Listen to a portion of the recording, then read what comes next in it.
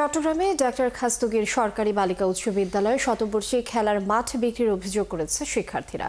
সম্প্রতি মাঠে নামজারি করতে গেলে বিষয়টি জানাজানি হয়। প্রভাবশালী একটি মহল ভূমি, সাব রেজিস্ট্রি অফিস ও জেলা প্রশাসনের কিছু কর্মকর্তাদের যোগসাজশে ভুয়া কাগজ তৈরি করে এই মাঠ বিক্রি করেছে বলে অভিযোগ ওঠে। বিষয়টি তদন্তের স্বার্থে কমিশনার নিয়োগ করেছে আদালত। তদন্তে নেমেছে দুদক। চট্টগ্রাম থেকে প্রণবেশ চক্রবর্তীর প্রতিবেদন, ক্যামেরায় ছিলেন বাবুন পাল। চট্টগ্রাম নগরীর জামাল খান মোড়ে নেমে মূল ফটক দিয়ে প্রবেশ করলেই চোখে পড়ে ব্রিটিশ আমলে তৈরি ডাক্তার খাস্তগীর সরকারি বালিকা উচ্চ বিদ্যালয়ের শতাব্দী প্রাচীন প্রশাসনিক ভবনের। এরপর বাঁ দিকে মোড় নিয়ে একাডেমিক ভবন পার হলে বিদ্যালয়ের সীমানা প্রাচীরের মধ্যে খেলার মাঠ।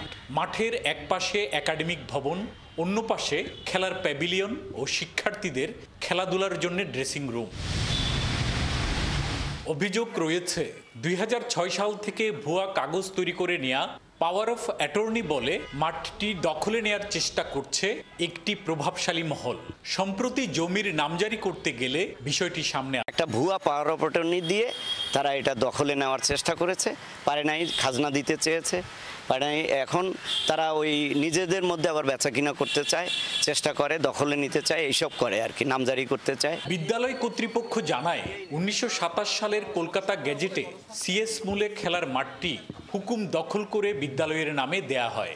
১৯৩৪ সালে তৎকালীন সিএনবি ম্যাপ করে সীমানা প্রাচীর নির্মাণ করে বিদ্যালয়কে মাঠটি বুঝিয়ে দেয়। এটা স্কুলের জায়গা, স্কুলের ভবন, এবং এটা আপনারা আশ্চর্য হবেন, এটা ১৯২৭ সালে কলকাতা গেজেটের মাধ্যমে স্কুলকে দেওয়া হয়েছে এবং কলকাতা গেজেটটা আমরা অলরেডি কোর্টে দিয়েছি।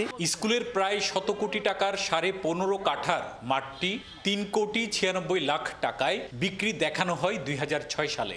জেলা প্রশাসন, সাব রেজিস্ট্রি অফিস ও ভূমি অফিসের কিছু কর্মকর্তার যোগসাজশে একটি চক্র এ কাজে যুক্ত। এরই মধ্যে তদন্তে নেমেছে দুদক। বিশেষ করে টিফিন পিরিয়ডে একটু খেলবে, সহপাঠীদেরকে নিয়ে হাঁটবে, একটু দৌড়াবে, এটা তো ওদের শারীরিক এবং মানসিক স্বাস্থ্যের জন্য খুবই দরকার। তো আমি তো বললাম, আসলে এই ধরনের ভূমিদস্যুদের যে অপতৎপরতা, এটা খুবই দুঃখজনক। এদিকে বিষয়টি আমলে নিয়ে সরেজমিনে জায়গাটি তদন্ত করে রিপোর্ট দিতে সার্ভে কমিশনারকে নির্দেশ দিয়েছে চট্টগ্রাম আদালত। এদিকে পিছনের সিনিয়র্স ক্লাব থেকে শুরু করে মামস কেয়ার যেটা আছে ওটুক পর্যন্ত টোটাল পরিমাপ করে আমি সরজমিনি যেগুলি আছে একাডেমিক ভবন, বিজ্ঞানাগার, সবগুলি পরিমাপপূর্বক আমি কোর্টকে রিপোর্ট উপস্থাপন করব। ১৪৭ বছরের পুরনো চট্টগ্রামের ঐতিহ্যবাহী এই স্কুলে পড়ালেখা করেছেন ব্রিটিশ বিরোধী আন্দোলনের নেত্রী প্রীতিলতা ওয়াদ্দেদার সহ দেশবরেণ্য অনেক গুণী ব্যক্তিত্ব। ২০২৪ সালে জাতীয় পর্যায়ে শ্রেষ্ঠ বিদ্যালয়ের স্বীকৃতিও পায় স্কুলটি। প্রণবেশ চক্রবর্তী, ৭১, চট্টগ্রাম। দর্শক, এই বিষয়ে বিস্তারিত জানবো। চট্টগ্রাম থেকে এই মুহূর্তে যুক্ত হচ্ছেন সহকর্মী প্রণবেশ চক্রবর্তী।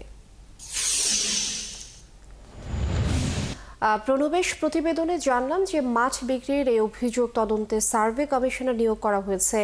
দুদকও মাঠে নেমেছে। এখন পর্যন্ত কি তথ্য পাওয়া গেল সে বিষয়ে জানাবেন আমাদের। চট্টগ্রামের ঐতিহ্যবাহী শিক্ষা প্রতিষ্ঠান ডাক্তার খাস্তগীর স্কুল, তো এই আমার পেছনে যে মাঠটি রয়েছে, এই মাঠটি নিয়েই মূলত যে বিতর্ক চলছে এবং এটি দখলের পায়তারা চলছে। একটি ভূমিদস্যু চক্র এই মাঠটি দখলের অপচেষ্টা করছে।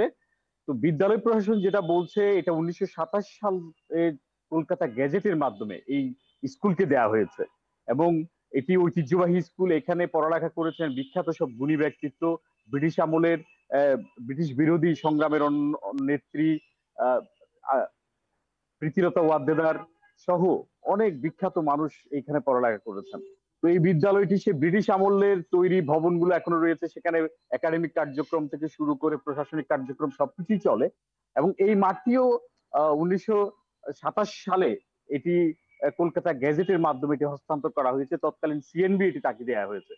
তো এটি প্রায় ৩,৯৬,০০,০০০ টাকায় নিজেদের মধ্যে একটি গোষ্ঠী, একটি ভূমিদস্যু চক্র ভুয়া কাগজপত্র তৈরি করে, মালিকানা তৈরি করে, সেগুলো নামজারির জন্য যখন যাই তখনই বিষয়টি সামনে আসে এবং এটি জানার পর এখানে দুদকও তদন্তে নেমেছে। দুদক এখানে আসছিলেন এই স্কুলে, এবং এখানে যে কাগজপত্র সেগুলো তারা পরীক্ষা নিরীক্ষা করছেন, এবং কারা এই নামজারি করার চেষ্টা করছে সেটিও তারা চেষ্টা করছেন। ভূমি অফিস থেকে এই পর্যন্ত আমাদেরকে যেটা জানা হয়েছে, প্রায় 3 থেকে 4 বার তারা নামজারির চেষ্টা করেছে, এবং ভূমি অফিস এটি জানার পর সেই নামজারির চেষ্টাটা তারা বাতিল করে দেয়। এবং যিনি ভূমি কর্মকর্তা রয়েছেন তিনি বলেছেন তারা যতবারই আবেদন করুক না কেন সেটি তারা করবেন না, অর্থাৎ নামজারির এই অপচেষ্টা তারা রুখে দেবেন, সেটি ভূমি অফিস থেকে বলা হয়েছে। এরই মধ্যে যে ষষ্ঠ আদালত, চট্টগ্রাম আদালতের ষষ্ঠ আদালত তারা একটা ভূমি কমিশনারকে দায়িত্ব দিয়েছেন এই পুরো ভূমির চৌহদ্দি এবং এটি কি অবস্থায় আছে, এটি আসলে কি, এটি পুরো পরিমাপ করে একটি তদন্ত প্রতিবেদন দেওয়ার জন্য তারা জানিয়েছে। সেই অনুযায়ী ভূমি কমিশনার এখনো পর্যন্ত কাজ করছেন। তারা পুরো ভূমিটি এখন কি অবস্থায় আছে, অর্থাৎ এখন আমরা যেটা দেখছি এখানে একটি প্যাভিলিয়ন রয়েছে, একদিকে ড্রেসিং রুম রয়েছে, এগুলি শিক্ষার্থীরা একটি ব্যবহার করে থাকেন, এবং তাদের নিয়মিত যে বার্ষিক আয়োজনগুলো, খেলাধুলা, এগুলো এখানে হয়ে থাকে, প্যারেড গুলো হয়। ফলে এইটির পুরো অবস্থান এবং পুরো পরিস্থিতি এবং আশপাশের কোন কোন জায়গা রয়েছে সবকিছু পরিমাপ করে এই প্রতিবেদনটি দেয়া হবে বলে যারা সার্ভে কমিশনার তিনি আমাদেরকে জানিয়েছেন। আর অন্যদিকে এখানে দুদকও কাজ করছে। তো সব মিলিয়ে এখানকার